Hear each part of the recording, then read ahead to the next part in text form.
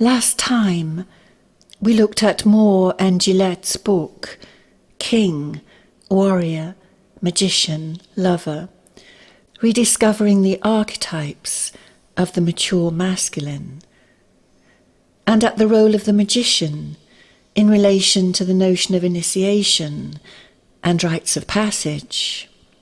Here, I want to focus on the archetype of the king and upon the motifs of woundedness, renewal, and the relation of the king to his kingdom. For all four archetypes in their study, Moore and Gillette have created a pyramid-shaped diagram showing the mature expression at the peak and the two dysfunctional bipolar-like expressions at the base. The king, in his fullness, incorporates all four archetypes in their mature expression. He is king, but also magician, warrior, and lover. Aragorn, in Lord of the Rings, is the embodiment of this fullness, as is clear to see. That being said, there is no such thing as a wholly sorted king, for even the best are always only human and subject to human frailty. Myth, legend and fairy tale show us all these aspects writ large. There is a very ancient idea that the land and the king are one. Our notions of sovereignty, in a deeply spiritual sense, find their roots in such a notion. When the king is healthy and fertile, so is the land. When he is sick, the same holds true. He is a personification of the values and of the dominant principles within the collective as a whole. For the kingdom to flourish and thrive, he must create and maintain order, dispense blessings, and be fertile, ensuring the continuation of his line. He must know and protect his boundaries, be fair in judgment, and support his people through continual acknowledgement of their talents and their contribution to the whole. In this way, he will create a stable and healthy community within which all souls feel valued. And crucially, he must possess humility. He holds audience, primarily not to be seen, say Moore and Gillette, but to see, to admire, and delight in his subjects, to reward them, and to bestow honours upon them.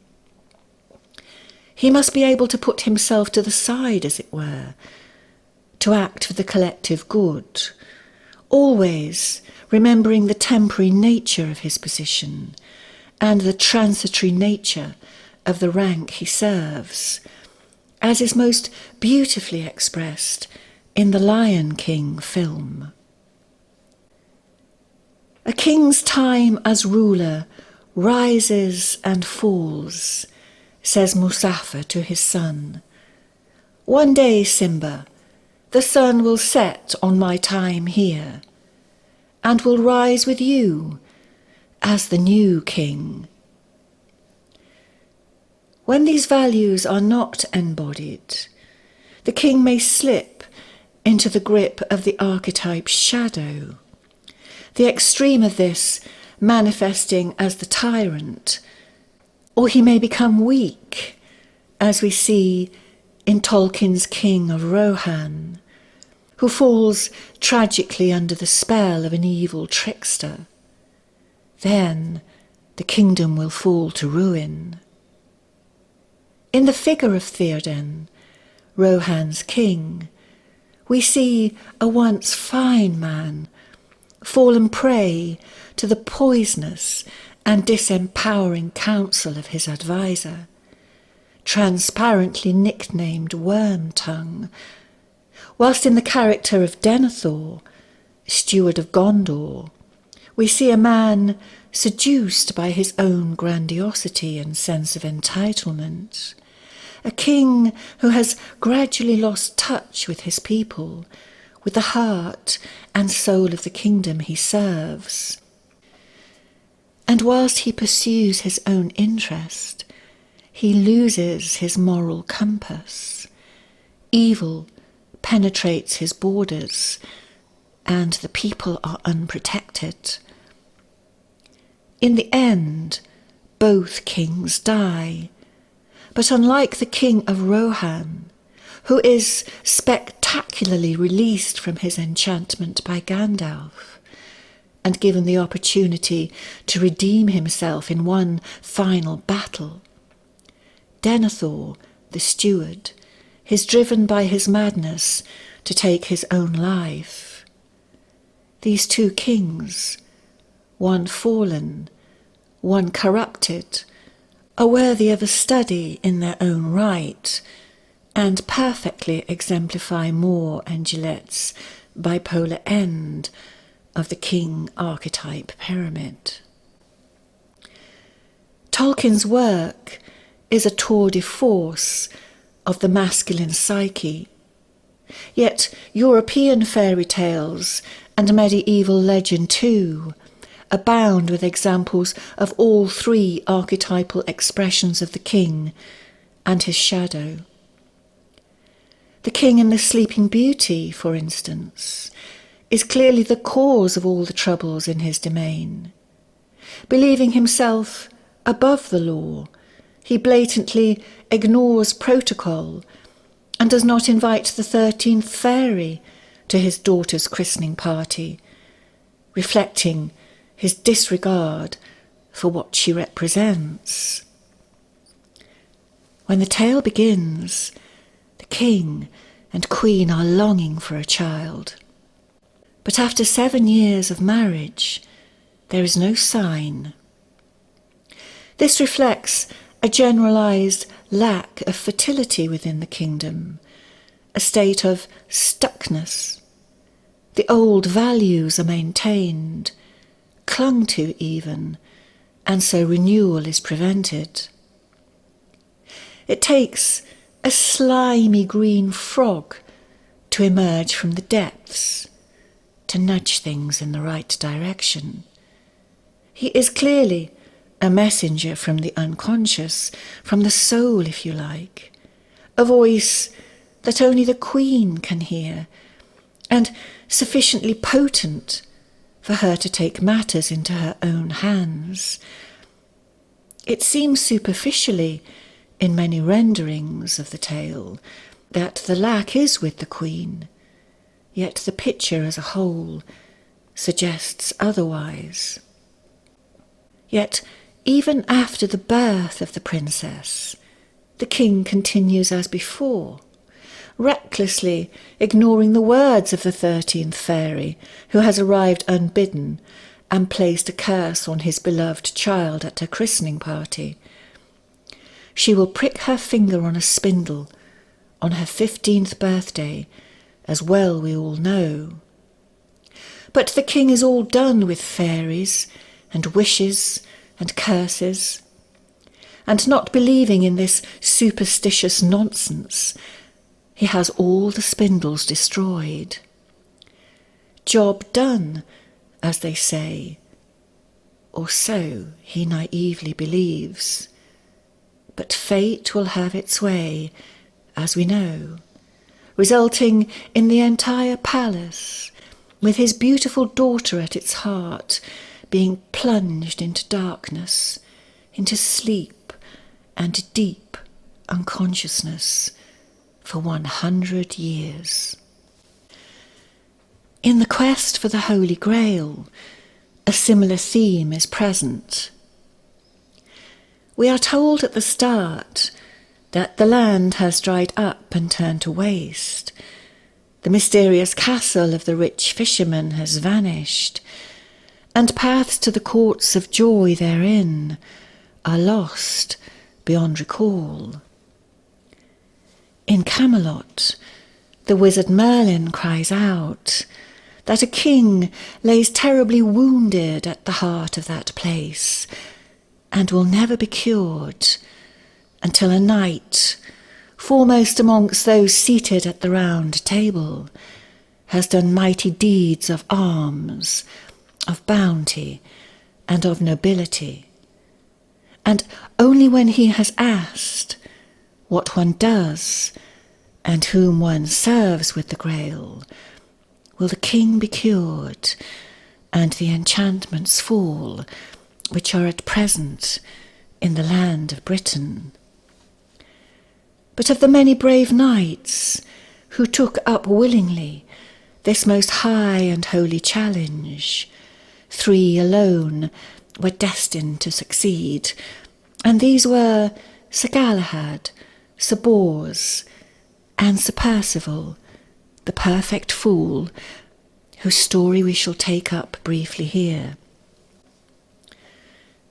The story tells that it was to him that a pathway to the lost castle was first revealed, and that soon after he arrived at a small chapel where a wounded king cried out in his torment, and there he witnessed a mysterious procession during which a bleeding spear and carved stone dish were carried through the interior of that place, led by a damsel of pure and matchless beauty, who bore the Holy Grail itself, veiled beneath a cloth of silk.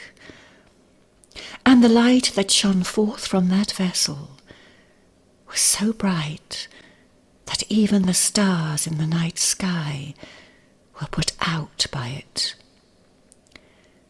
But Sir Percival remained silent, and straightway the castle and all its inhabitants vanished, and the young knight found himself all alone once more in the desolate wastes of the forest, where very soon after the beautiful damsel who had borne the Holy Grail appeared to him, though her countenance and her form were much changed, and it seemed to our hero that all the weight of time had come suddenly upon her, and she rebuked him, saying that his failure to ask the essential question has much prolonged the agony of the wounded king, who can now neither die nor find relief from his torment, nor can the wasteland or her own lost beauty ever be restored until that question is finally asked. But what is the question that will release the king from his torment? What is the nature of the terrible wound that afflicts him?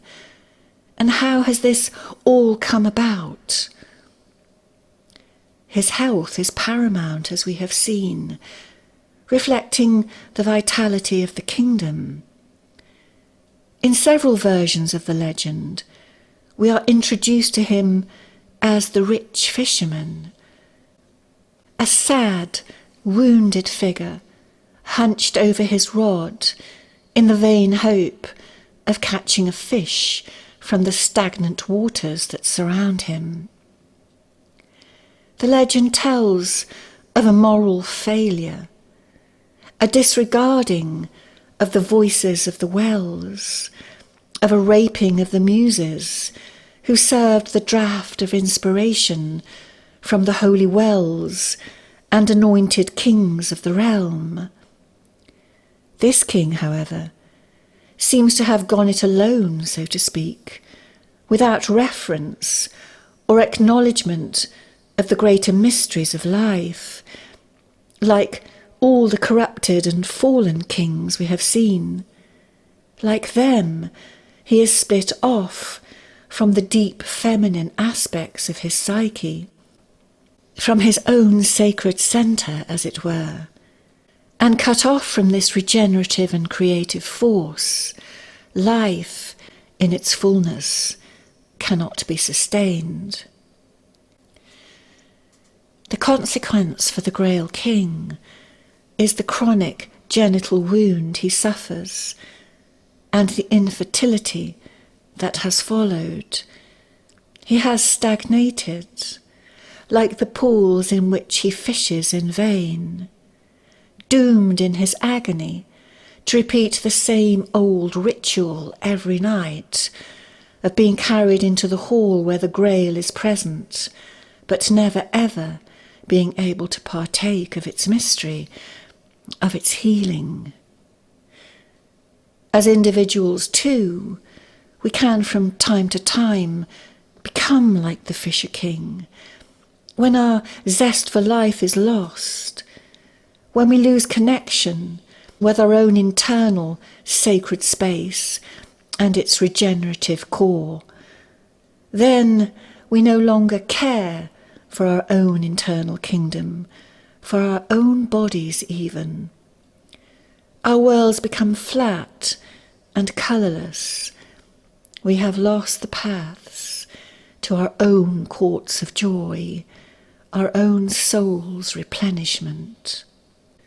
Until, of course, in Fairytales speak, a young knight of great destiny, that part of ourselves, arrives to ask the pivotal question, the question that will turn it all around.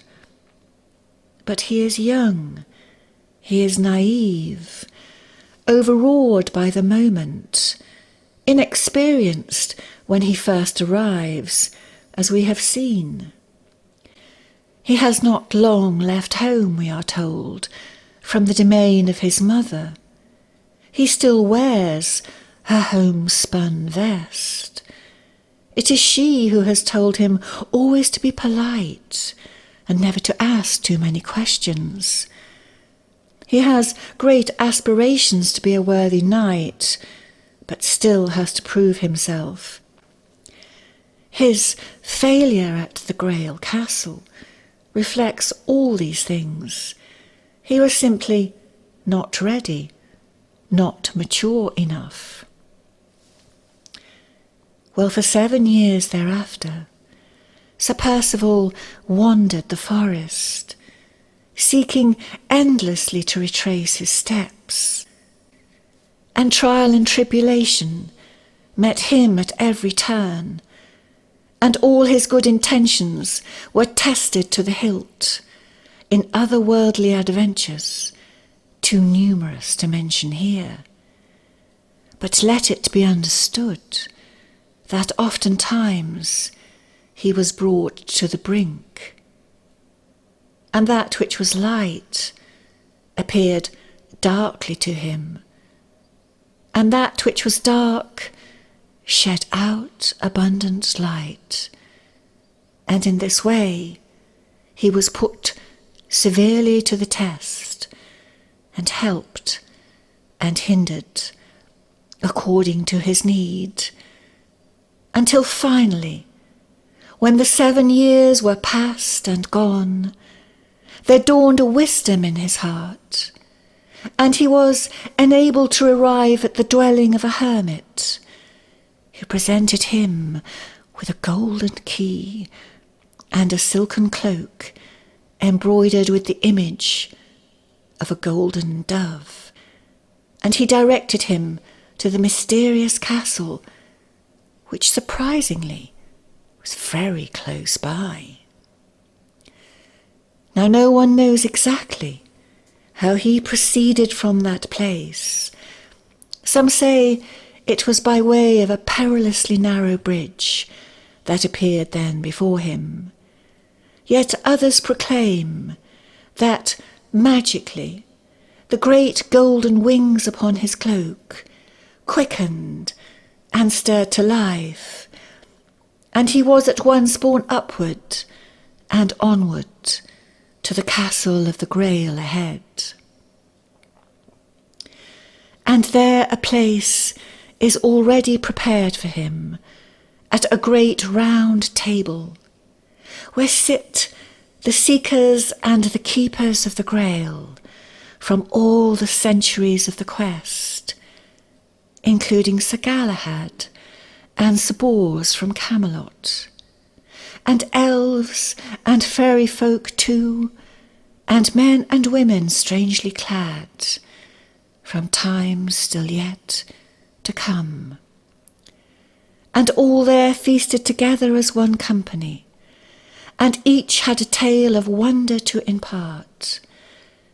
Then the young Sir Percival, with the knights of his own time, was led to a small chapel within, where still the wounded king cried out in his torment. And he witnessed again the magnificent procession of the Holy Grail, the mysterious bleeding spear and carved stone dish. And when at last he asked what one does, and whom one serves with the Grail, it was immediately given into his hands, and he understood that he must offer it to the wounded and long-suffering king. And as he placed the holy vessel to the parched lips of that man, he was at once completely healed, and the wasteland burst forth into a glorious flowering of spring. Now the legend tells that afterwards the 3 knights of the Grail were spirited away on the ship of Solomon to the high city of Sarras, where a final mass of the quest was celebrated midst a great company of angels. And at that time it was given unto Sir Galahad to bear the hallow of the sword to the high altar of that place, followed by Sir Bors with that of the spear.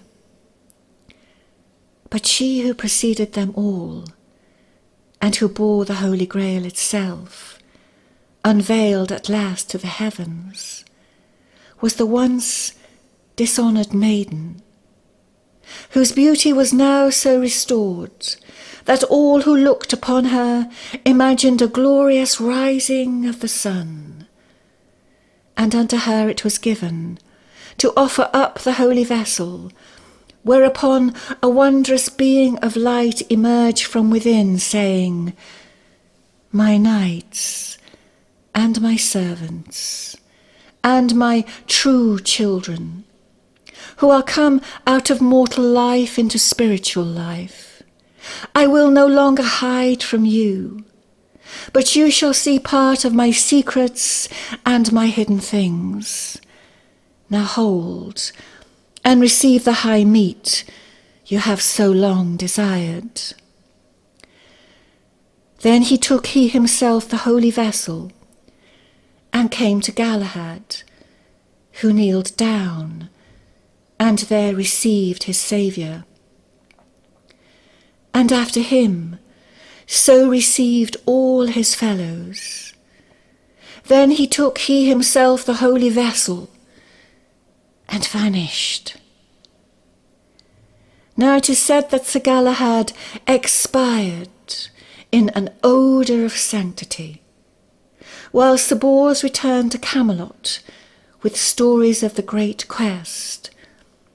But Sir Percival, the perfect fool, remained at the castle of the Grail until the next hero of the quest arrives to take his place. The notion of the periodic renewal of the king is deeply enshrined in myth, and for good reason. For by such means the health, fertility, and good governance of the kingdom is assured. Like the prince who will eventually arrive to awaken the sleeping beauty, Sir Percival is destined from the start to effect the great transformation and become the new king himself. His success signals a new beginning. Spring has come again. The land and its people thrive once more. The old, outmoded paradigm has been laid to rest. The time of singing and dancing has returned. Life is sweet, for the paths to the courts of joy are revealed once more. The earliest version of the Grail quest, notwithstanding earlier Celtic renditions concerning a sacred cauldron and wonder-working spring, was set down by the French writer Chrétien de Troyes in the 12th century. The themes, some say, came up into northern Europe on the lips of Spanish troubadours, whose tales were infused with Moorish magic and alchemical mystery. Be that as it may, for we can never be sure, but we do know that Chrétien de Troyes never completed his tale and left it hanging in mid-air, so to speak, at the dwelling of the hermit, just where Sir Percival is a stone's throw away from the Grail castle, just at the moment when we are almost there, just down the path, round the corner and over the drawbridge, the hermit tells him, and he sets off, and there the legend ends, and we never know. Several authors over the centuries have added their continuations and brought the tale to a dramatic and powerful climax. And yet there's something so powerful about leaving it undone. The hope created by the missing ending, of course, is that we might take it on ourselves and one day arrive at this point and take the road ahead that leads to our transformation and ask the pivotal question, and in so doing, lift the enchantments that are at present in ourselves and in our own lands. It is one of the prime mistakes of many interpreters of mythological symbols, writes Joseph Campbell, to read them as references not to the mysteries of the human spirit, but to actual or imagined historical events, such as a newspaper reporter might have witnessed, whereas it is one of the glories of the Grail tradition that in the handling of religious themes, it retranslates them from the language of imagined facts into a mythological idiom, so that they might be experienced not as time-conditioned, but as timeless, telling not of miracles long past, but of miracles potential within ourselves, here, now, and forever.